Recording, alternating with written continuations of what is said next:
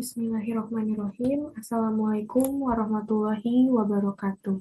Yang terhormat Bapak Profesor Dr. Andes Haji Bambang Heru Purwanto MS dan Bapak Dr. Andes Saiful Al-Mujab MPD dan teman-teman yang saya banggakan. Terima kasih atas kesempatan yang diberikan kepada kelompok kami untuk mempresentasikan hasil kajian kami dalam mata kuliah metode penelitian. Pada kesempatan kali ini, kami akan membahas tentang pengaruh model pembelajaran PJBL atau Project Based Learning terhadap kemampuan berpikir kreatif siswa. Kami berharap melalui presentasi ini kita dapat berdiskusi dan saling bertukar pandang terkait materi yang telah kami siapkan. Sebelum memulai, izinkan kami memperkenalkan anggota kelompok kami. Saya sendiri Farah Firdausi P dengan NPM 2250229.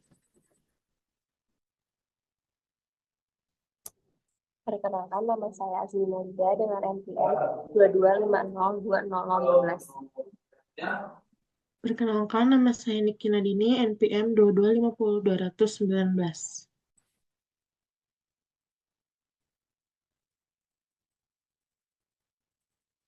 Perkenalkan, nama saya Muhammad Aldi dengan NPM 2250225.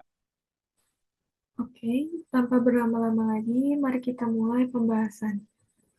Judul pengaruh model pembelajaran Project Based Learning terhadap kemampuan berpikir kreatif siswa.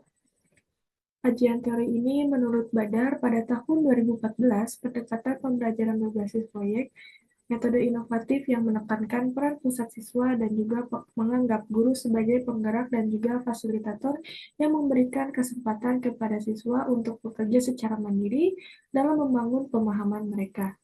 Model pembelajaran ini berbasis proyek PJBL.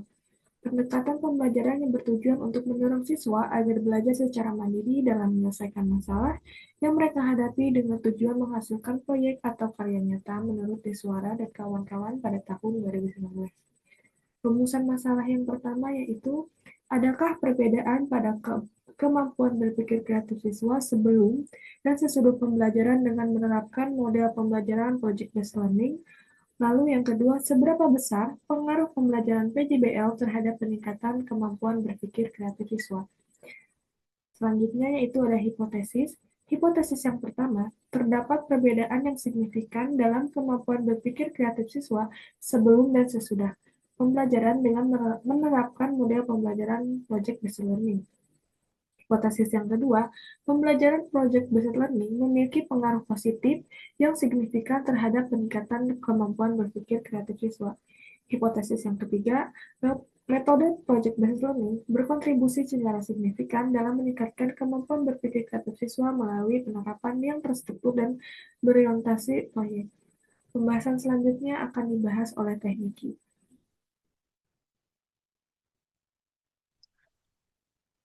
Oke, di sini ada indikator yang dimana indikator ini bertujuan untuk penelitian dalam project based learning ini adalah untuk memastikan bahwa proses pembelajaran berjalan sesuai dengan rencana dan mencapai hasil yang diharapkan.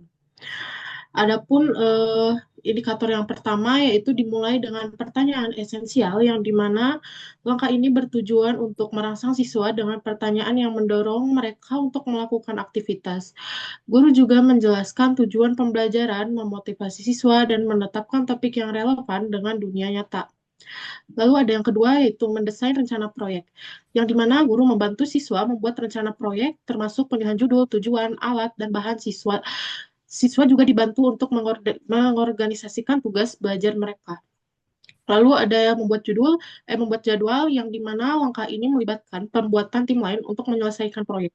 Guru membimbing siswa dalam membuat jadwal tersebut, lalu penyelesaian proyek dan merencanakan cara baru dalam membuat proyek tersebut.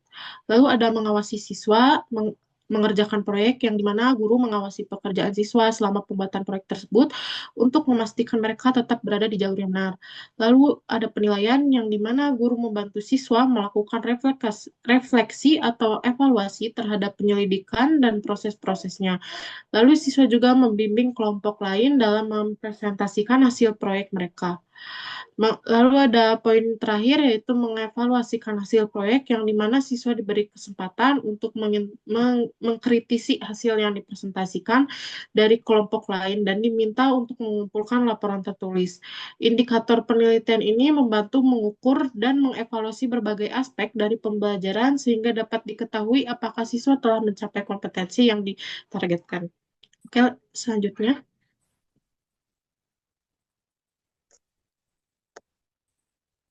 Baik, selanjutnya itu ada subjek dan objek penelitian. Yang pertama, subjek penelitian itu kita kepada siswa sekolah, dan objek penelitian yaitu kemampuan berpikir kreatif siswa. Pendekatan penelitian yang digunakan dalam penelitian ini adalah pendekatan kuantitatif. Hal ini sesuai dengan tujuan penelitian untuk mengukur pengaruh model pembelajaran project-based learning terhadap kemampuan berpikir kreatif siswa. Metode penelitian yang tepat untuk penelitian ini adalah eksperimen. Metode eksperimen ini memungkinkan peneliti untuk mengukur pengaruh PJBL terhadap kemampuan berpikir kreatif siswa dengan membandingkan hasil sebelum dan sesudah diterapkan model PJBL. Baik, selanjutnya yaitu desain penelitian. Mengenai desain dan penelitian yang cocok untuk penelitian ini, yaitu dengan menggunakan pretest maupun post-test control group design. Nah, apa yang dimaksud dengan pretest dan post-test control group ini? Yaitu dengan memberikan pretest sebelum melakukan perlakuan dan melakukan post-test, yaitu setelah melakukan penelitian. Nah, kemudian desain ini melibatkan dua kelompok, yaitu kelompok eksperimen yang memperlakukan PJBL dan kelompok kontrol yang tidak menerima perlakuan PJBL dengan langkah-langkah yang ada seperti berikut ini. Pertama, pretest, yaitu bertujuan untuk mengukur kemampuan berpikir kreatif siswa sebelum perlakuan. Kemudian yang kedua, perlakuan. Kelompok eksperimen menerima pembelajaran dengan model PJBL, sedangkan kelompok kontrol mendapatkan pembelajaran konvensional. Kemudian yang ketiga yaitu post-test, mengukur kembali kemampuan berpikir kreatif siswa di kedua kelompok setelah perlakuan, yaitu merupakan kegiatan membandingkan hasil pretest maupun post-test antara kedua kelompok untuk mengetahui pengaruh apa atau pengaruh PJBL terhadap peningkatan kemampuan berpikir kreatif siswa. Kemudian selanjutnya langkah-langkah pelaksanaan penelitian. Yang pertama yaitu menyusun rencana penelitian dan instrumen pengukuran. Yang kedua, melakukan pretest pada kedua kelompok. Yang ketiga, menerapkan model PJBL pada kelompok eksperimen. Yang keempat, mengawasi proses pelaksanaan PJBL.